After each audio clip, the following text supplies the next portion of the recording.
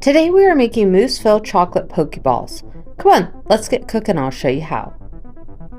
In a large bowl, you're going to add 1 cup heavy whipping cream. Then add a teaspoon to a teaspoon and a half of vanilla, or just measure with your heart like I do. Then a teaspoon and a half of cocoa powder. And lastly, 2 tablespoons of powdered sugar.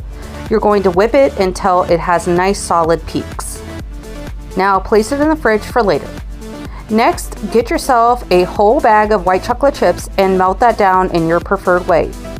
Now, I got this mold of Pokeballs from Think Geek back in the day, and it doesn't even exist anymore, but we're still cool in using it. And we're going to place that hot white chocolate in there, and we're going to smooth it out so that the chocolate reaches all the way to the upper edge. Once done, go ahead, flip it over, and let the excess chocolate drip out for about 10 minutes. Then flip it over again, and you're going to want to clean up your edges. Once your edges are clean, go ahead and pop this in the refrigerator or the freezer for a couple hours so it gets solid. Next, get another whole bag of white chocolate, again melt it down, and we're going to color it red. Today I'm using beetroot powder, which really doesn't have much of a taste. It does have the red color, which will dye it. I'm just experimenting with this as a fun way to dye things. If you just want to use regular red food dye, be my guest. Now we're going to do the exact same thing as the white part, which is fill it, flip it over and drip out the excess, and then pop it into your freezer or refrigerator so that it can get solid.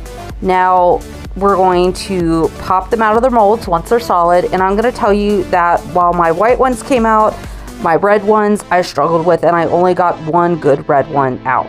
So don't worry if you try this and it fails the first time. You know, life is finicky that way.